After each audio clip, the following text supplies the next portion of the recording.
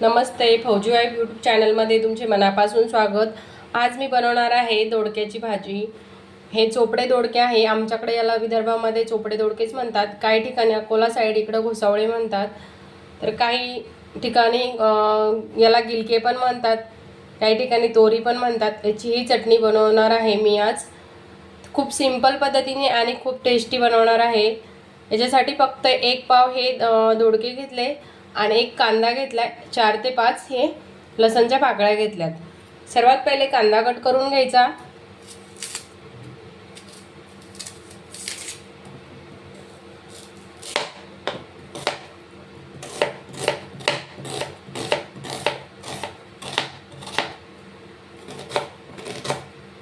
मागच्या व्हिडिओमध्ये मी याचीच भाजी मुगाच्या डाळीमध्ये केली होती, खूप टेस्टी बनते ती, तशी पण बनवू शकता तुम्ही।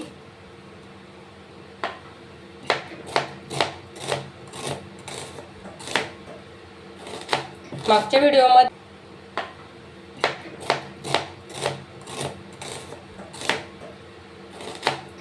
व्हिडिओमध्ये मी गिलक्याचीच भाजी बनवली होती मुगाच्या डाळीमध्ये। खूप छान बनते आणि खायलाही खूप टेस्टी लागते।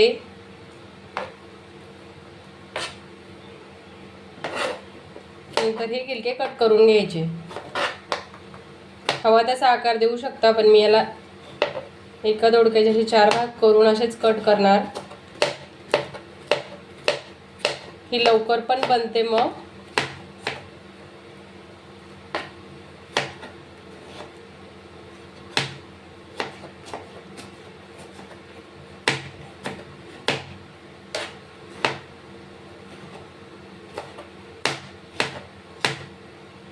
चॅनलवर नवीन असाल तर नक्कीच सबस्क्राईब करा।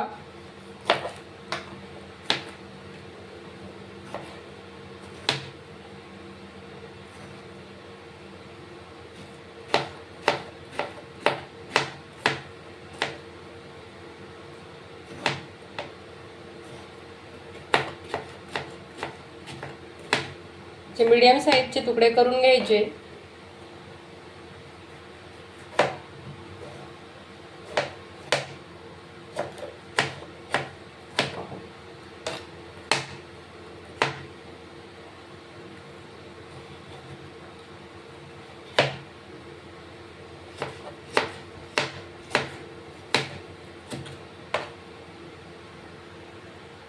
सर्व दोडके कट करून झाले।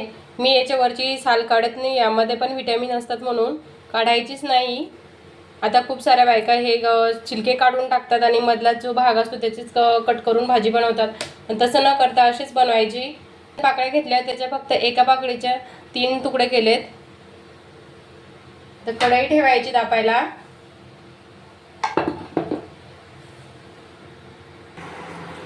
कढईमध्ये तेल टाकून घ्यायचं, 1 चम्मच तेल टाकते मी। लसणच्या पाकळ्या टाकून घ्यायच्या,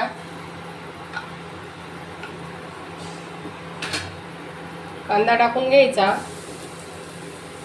लसण कांदा चांगला परतू द्यायचा।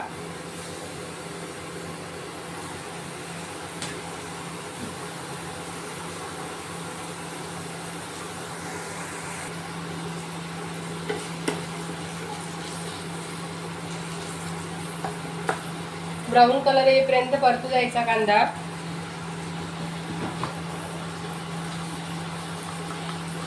लवकर परतण्यासाठी यामध्ये थोडंसं मीठ घालायचं।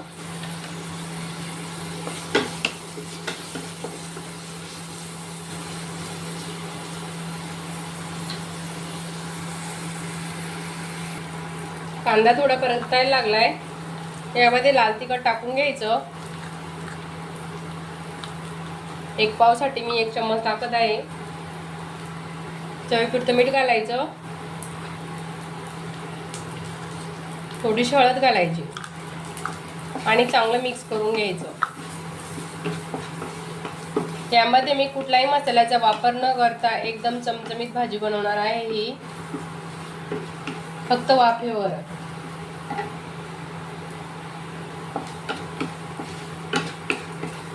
तिखट चांगलं परतून घ्यायचं।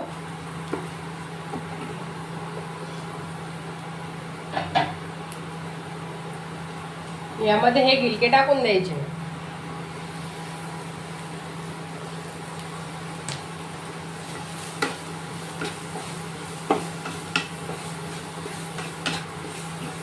एकही पाण्याचा न थेंब टाकता एकदम झणझणीत भाजी बनवणार आहे मी ही.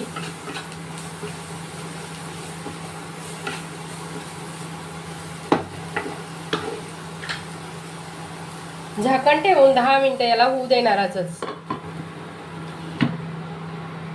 कमी गॅसवरती.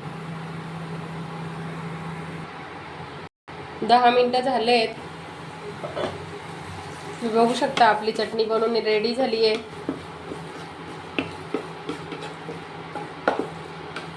एकदम कमी गॅसवरती आणि वाफेवरतीच बनवली.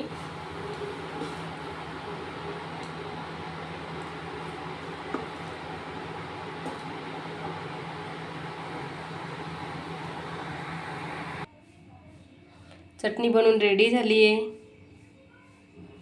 तुम्हाला पण ही रेसिपी आवडल्यास व्हिडिओला लाईक शेअर करा, सबस्क्राईब करा. भेटू आपण पुढच्या ब्लॉगमध्ये. जय जिजाऊ.